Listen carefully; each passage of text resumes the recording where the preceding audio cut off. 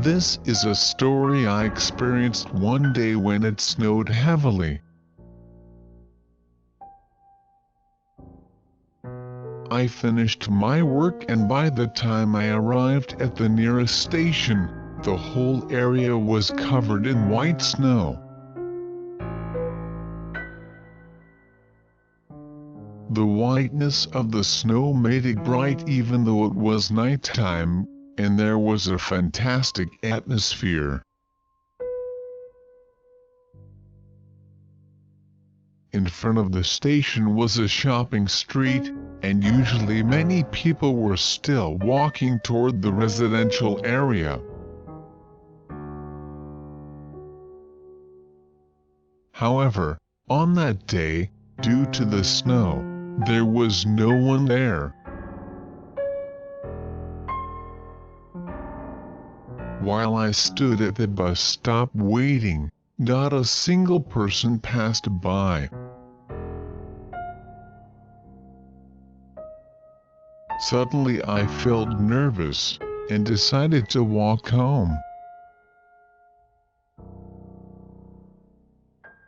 I had taken the bus, but it was only 15 minutes walk, so in this weather, I might be able to get home sooner than waiting for the bus.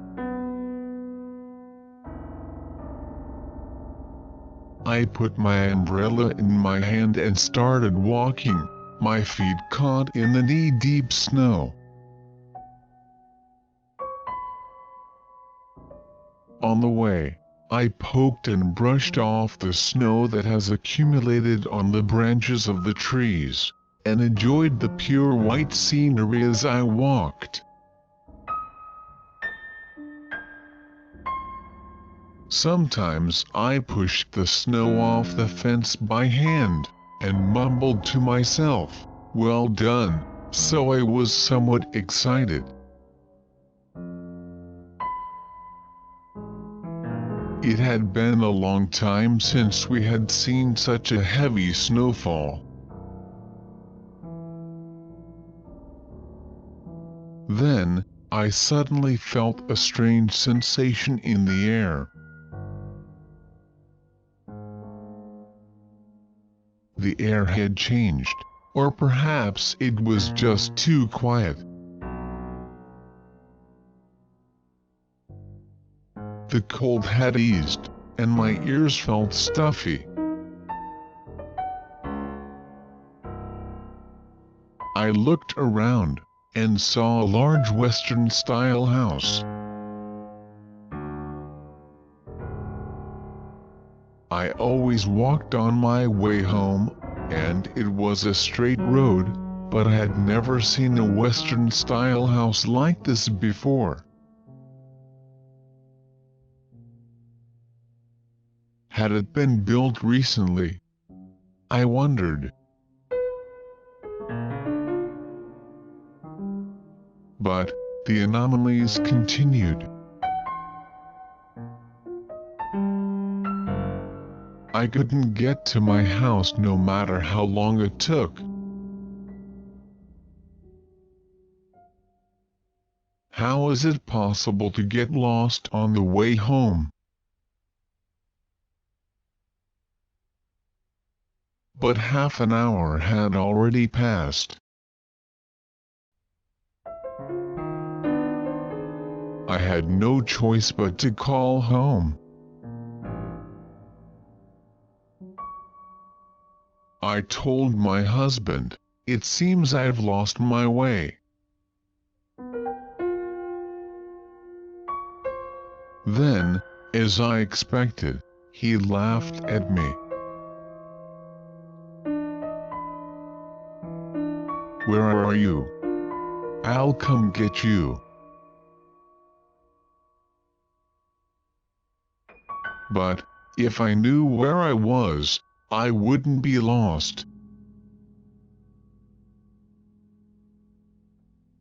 Is there a vending machine around you? Oh, yeah, there's one. All right, It should have an address or something written on it, so you can read it. However, the name of the place was completely unfamiliar to me.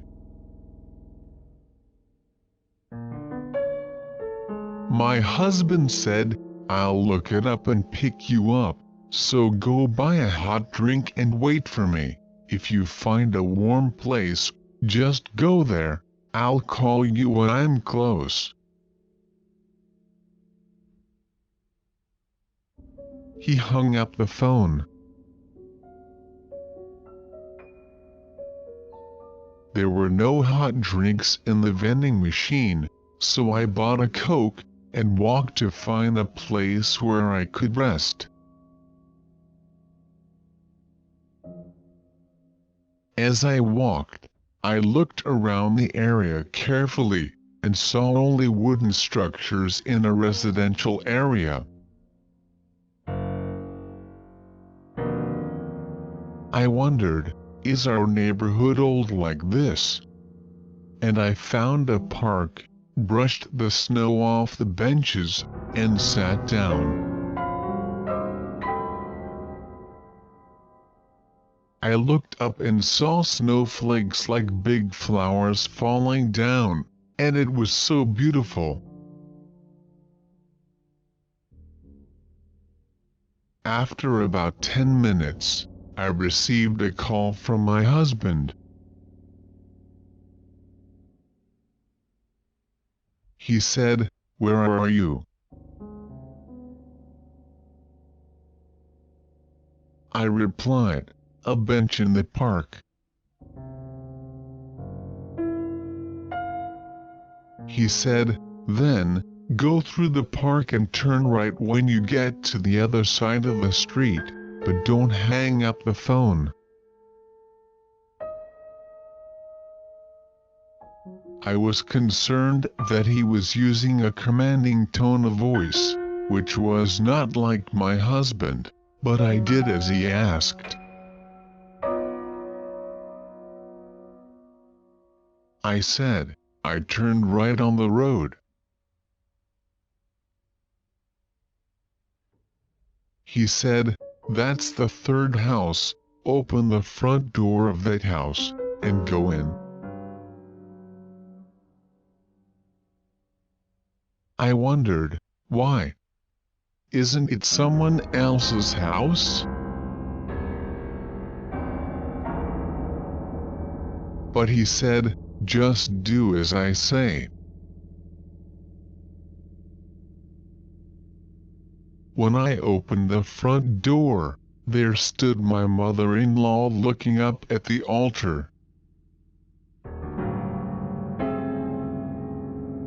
"What is this?" I turned around, and before I knew it, I found myself at the entrance of my house. When my mother-in-law saw me, she sat down. They said, the address I had read in the vending machine was the old one that had been used more than 20 years ago. Of course it is no longer in use, and the park is now a parking lot. My husband, who was born and raised in the area, said he remembered around that place, and had me retrace his steps. He said, "You almost got lost right near our own house."